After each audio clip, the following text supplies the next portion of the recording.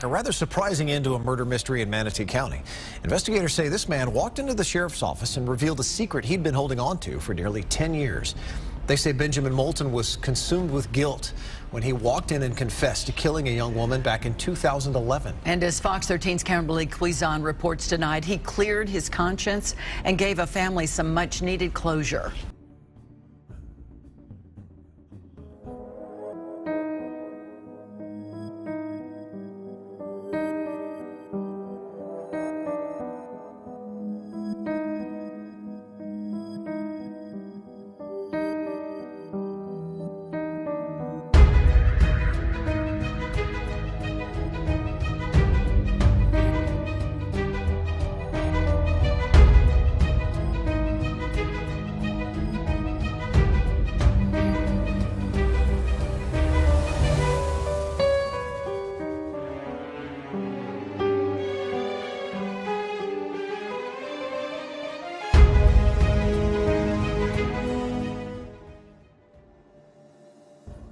Good afternoon and welcome to True Crime Mysteries. If you're new to the channel, hello and welcome, and if you're returning, welcome back.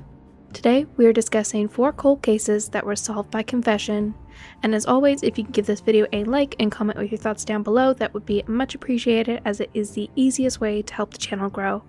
I've also gotten a few messages from people saying that they noticed they were unsubscribed, so maybe have a little check and see if you're still subbed and hit the bell icon in hopes that YouTube won't unsubscribe you from the channel.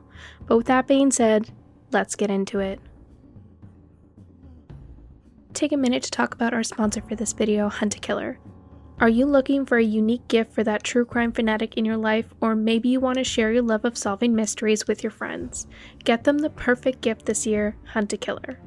But get your order in soon. Hunt-A-Killer is guaranteeing delivery by Christmas if you get in your order by December 13th. Hunt-A-Killer is a murder mystery subscription box that is a new way to do game night. It gives the opportunity to have fun, investigate crime without ever having to leave the house. This season solved the mystery of what happened to Beth Ferris Hendricks. Her death was declared an accident in the small town of Mallory Rock, Maine, and her sister Gwen sets out to prove that Beth was murdered. Gwen, having grown up in the New England island, must investigate the residents she has known all her life. To catch the killer, Gwen will need your help to expose her hometown and uncover the secrets that exist on Mallory Rock. Not ready to subscribe? No problem. If you don't want to get the monthly service, they also offer standalone packages. And not ready to let go of spooky season? Solve a murder mystery. I have really enjoyed solving these boxes with my friends. They are something really totally different than other board games and offer a completely unique investigation with each box. With each delivery, you'll sift through piles of documents, evidence, audio recordings, and case files, eliminating suspects and identifying murder weapons until you crack the case and catch the killer. It's like an escape room delivered right to your door. I also love that part of the proceeds from every box goes to the Cold Case Foundation, an organization that is dedicated to helping solve real-life cold cases. Right now, you can go to huntakiller.com/TCM and use my code TCM for $10 off purchase. Again, make sure you use my code TCM for $10 discount. Do you have what it takes to hunt a killer? Thank you again to Hunt-A-Killer for sponsoring this video. Number 1. Virginia Hannon. This state police crime scene video brings you back to the West Street home in Pembroke, where someone's gotten away with murder. This is a quiet neighborhood. The newest family has been here 10 years. While neighbors continue to wonder why, the police investigation continues. It's February 1984. The body of 59-year-old Virginia Hannon is found in her bed under the covers. First responders initially think she's died of natural causes, but nothing is further from the truth. In 1984, Virginia Hannon was settling into retired life after working for years as a cook and lunch lady at Bryantville Elementary School in Pembroke, Massachusetts. The 59-year-old widow had recently come into some inheritance money and lived alone in her apartment. Then, on February 12, 1984, the unthinkable happened. Someone broke into Virginia's home, where she was beaten, stabbed, and strangled with a pair of her own stockings.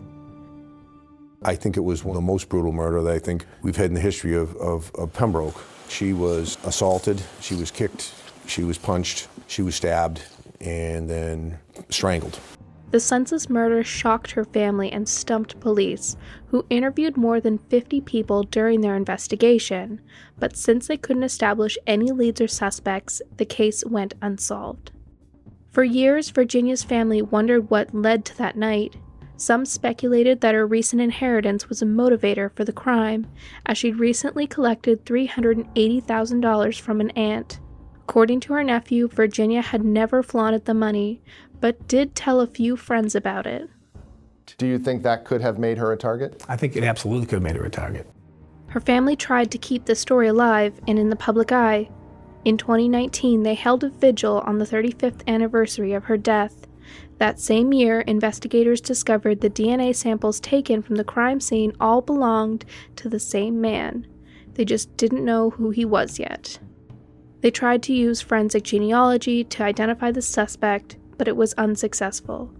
Her killer remained unknown until one day in February 2020, when a man walked into the Pembroke Police Department. The man told police that in 2019, his friend, Jesse Aylward, had confessed to killing a woman in Pembroke years prior. Then they learned that Aylward had just died the day before. Though this investigation has spanned more than 37 years, we have identified Virginia Hannon's killer, and it is Jesse Aylward. We have exhausted all of the evidence that we currently have, and it all points in the direction of Jesse Aylward. With this tip, the police were able to obtain a search warrant and retrieve a blood sample from Aylward's body at Brockton Hospital. They then compared his DNA to 3 pieces of evidence from the crime scene and confirmed it was a match. Though Virginia's murderer had been identified, her family and the police are still troubled by the lack of motive, which was never established.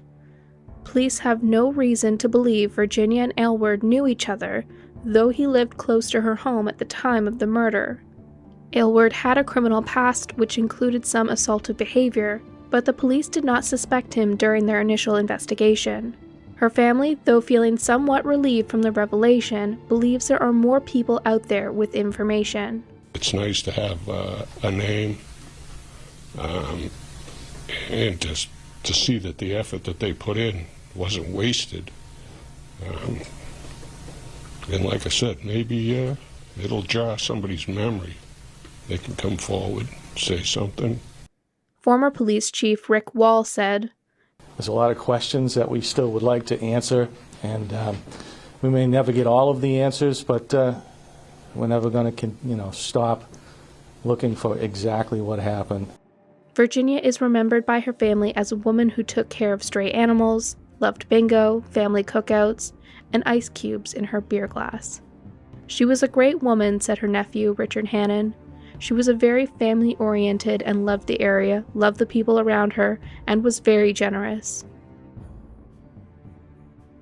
Number 2. Nicole Rose Scott.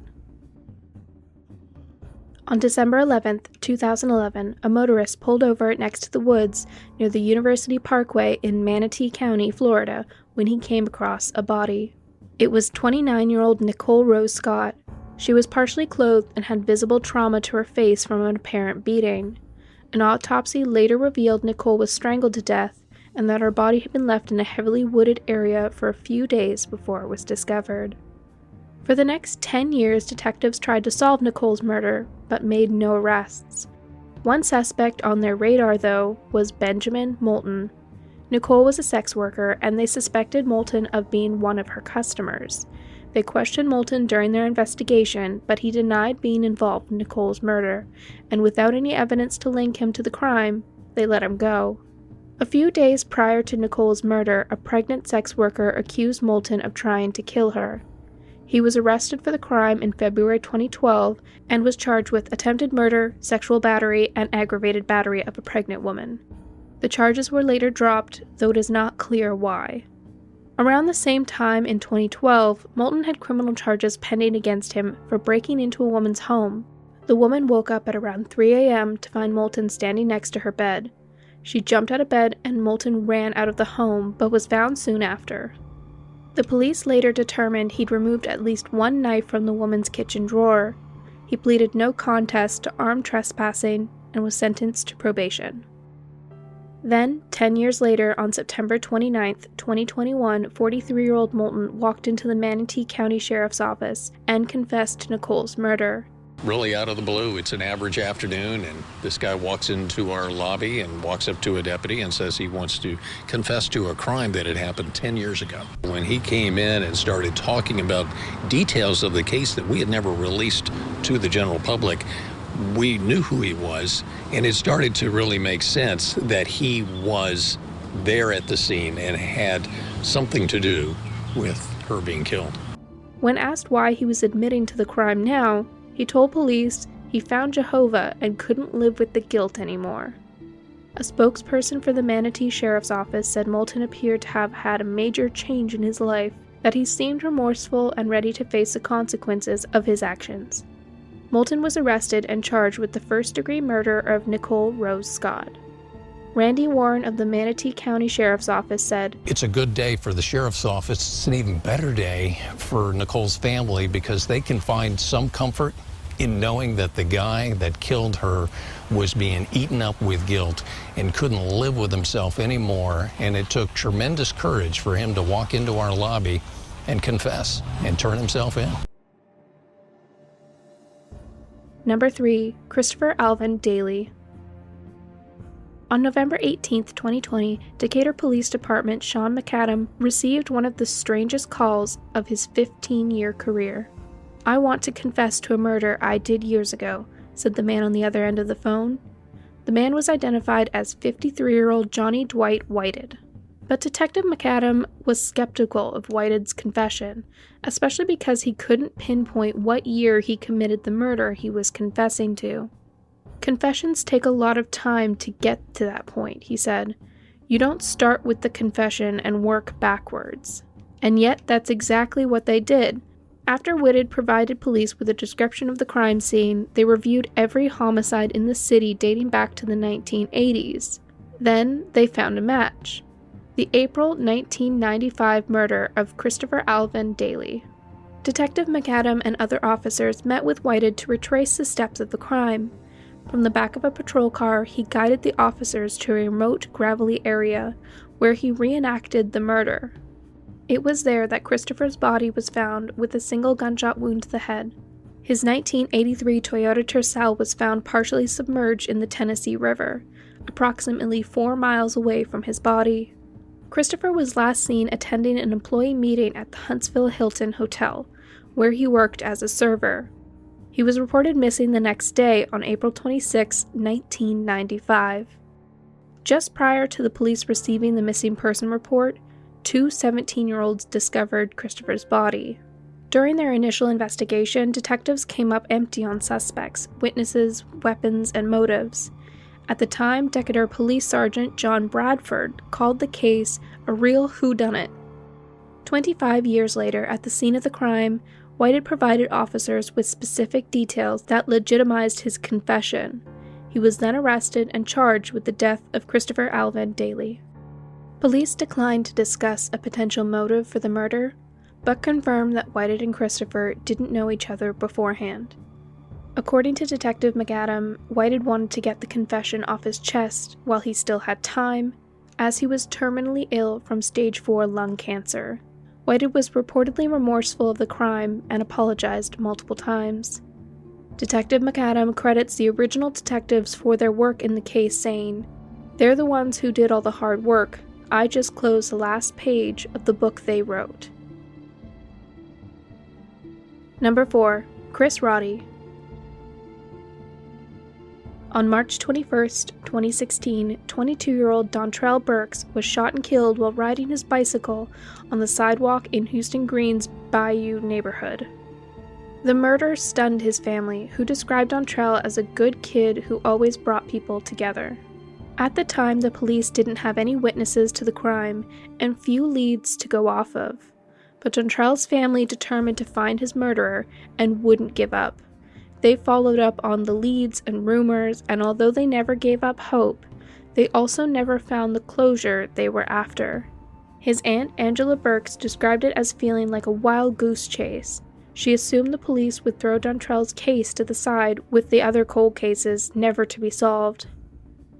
But then, in October of 2021, a surprise confession changed everything. Roddy was already in jail for a sexual assault charge when police approached him about a different cold case, the 2017 murder of Kitty Paget, who lived on the same block as Dontrell. 34-year-old Kitty was murdered on April 24, 2017, while home in her apartment with her daughter, who was 2 years old at the time. Her daughter was left unharmed, but Kitty was found dead with severe head trauma. Neighbors say that they saw Kitty and Roddy arguing the day she was murdered. Allegedly, Roddy believed that Kitty was bringing prostitution customers to her apartment, and he didn't approve of it. He reportedly prayed before killing her, believing God was leading him to kill her on behalf of her child. At the time, police linked Roddy to Kitty's murder after they found a soda can with his DNA on it, but they didn't have enough evidence to arrest him. In 2020, the police were re-examining Kitty's murder and decided to interview Roddy again. During their meeting, Roddy immediately confessed to the murder of Kitty Paget. And then he said, "There's another one. Do you want to hear about that one?" Roddy then told detectives that he was driving along Northborough Drive when he saw Dontrell on his bike. He claims that Dontrell flashed a gang symbol to Roddy when he passed by, and that Roddy believed Dontrell was falsely claiming to be part of a gang, so he shot and killed him. My prayers has been answered because I really wanted to know why would he do that to my son. I am so happy that he had it in his heart to go and confess, to go and just tell the truth. Police had not previously considered Roddy as a suspect in Dontrell's murder. Sergeant Michael Burrow, who was the one interviewing Roddy, said that the confession caught him completely off guard. He also said that Roddy had experienced a religious conversion and wanted to get the confession off of his chest. Roddy has also been linked to other crimes, including a robbery, a sexual assault of a female jogger. He has also claimed to have attacked other women in a similar manner. 30-year-old Roddy is currently in jail on 5 charges, including the murder of Dontrell Burks and the murder of Kitty Paget, with his bond set at over $1 million. Well, that is it for this video. As always, please give this video a thumbs up if you like the content and subscribe for more if you haven't already. Also, don't forget to turn on that notification bell so you get notified when I post. And if you've done all that and want to support me and the channel, we have channel membership, Patreon, to get early access, members-only content, live streams, and more. We also have merch and other goodies in the description box, as well as links to all my socials. But until then, I will see you all in the next one. Bye for now.